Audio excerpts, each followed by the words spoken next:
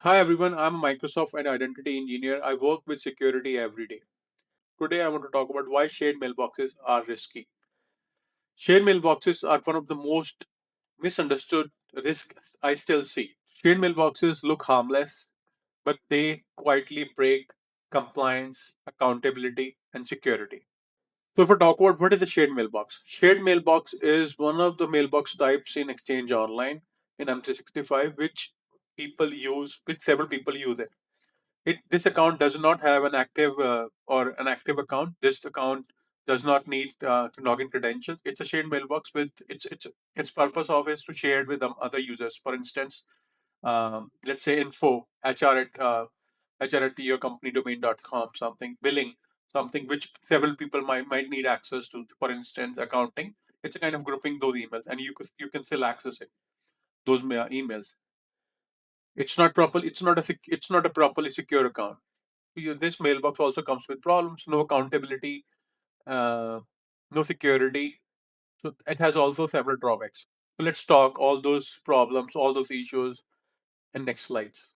Risk number one, no accountability. When you create a shared mailbox, since several people can access those mailbox, it's very hard to track who has sent the email, who has clicked on that link, who has tried to open the link, open the email from that inbox, uh, who has clicked on that, who deleted the email. These kind of questions often comes when when we talk about accountability. Let's talk about the second risk. So MFA is often bypassed. This means since shared mailboxes do not require uh, login, therefore they are not being prompted for MFA. And in order to access MFA, you need to have a regular mailbox, which means a user can access the mailbox. So let's say if a user is compromised, if let's say the regular user is already compromised, he can have access to the shared mailboxes. So let's say if a cyber criminal has got access to, let's say, CEO of the company's mailbox. Now, and CEO of the company has full permissions to billing, invoices, and all those info, HR, everything. Uh, all confidential data mailboxes. This means cyber criminal or the other person will have direct access to those mails. And in order to access those links, the cyber criminal will not be prompted for MFA. Risk number three, over permissioning, is one of the common risks that I have experienced in several companies where people often forget to remove their former employees from the shared mailbox permissions. They always try to give rather than giving a minimum permission. I've seen IT administrator try to give full permission, full control on the mailboxes, which is not the best practice. Over permissioning is not a good practice. We are granting full permissions to regular users on the shared mailboxes. That means if cyber criminal has got access to has a compromised account, he and those that compromised account has access to any shared mailbox. It means a cyber criminal can log into that shared mailbox, can check the emails, can reply the emails, can use to send the phishing emails as well, can do so many things. Let's talk about the risk number four, phishing amplification. This is also one of the common risks that also associates with the shared mailboxes. Let's say cyber criminals have got access to shared mailboxes. That cyber criminal will can use that mailbox to send the phishing email. Since that mailbox shared mailbox is internal and trusted, everybody will can follow. Everybody can easily trust that mailbox. Risk number five, compliance and legal issues. Say you guys are working in finance, healthcare, or any government sectors where audit is mandatory, and you guys have set up shared mailboxes. It's very hard to track the auditing.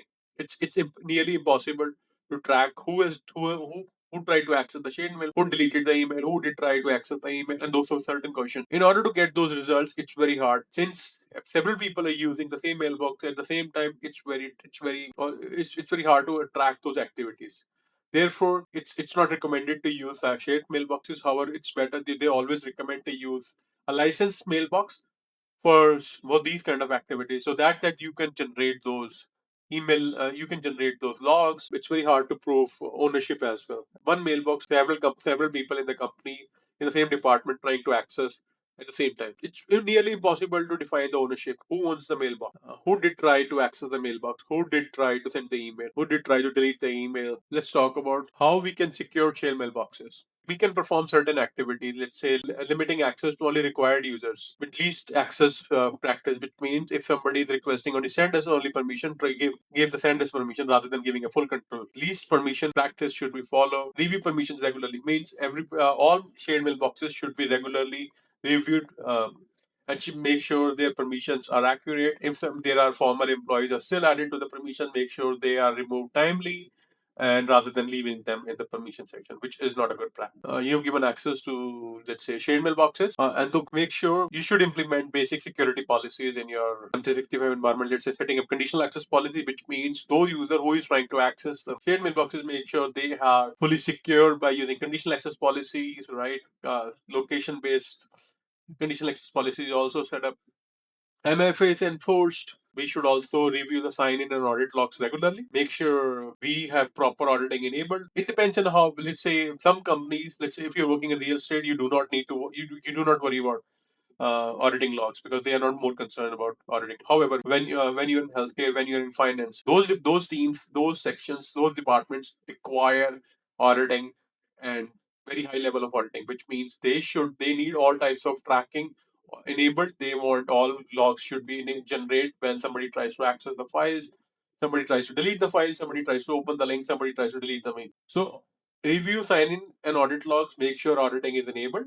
If you think that some mailboxes are critical, make sure those mailboxes are licensed so that they are properly secured rather than leaving them unsecured. Shared mailboxes are not harmless. To properly set them, make sure please permissions set up. Or proper auditing is enabled, monitoring is enabled, and more make sure we are thoroughly reviewing the permissions before we granting the full admin or send us permissions to the right mailboxes. Make sure MFA is enforced. Make sure conditional access policies are set up in place to protect the account. If you're using shared mailboxes, review them today, not after an incident. If you guys would like to learn more about why shared mailboxes are risky, I have written a full article on itblocks.ca and I test these setups in my home lab at every11.ca. Please, guys, like, subscribe, and I'll see you in the next one. Thank you.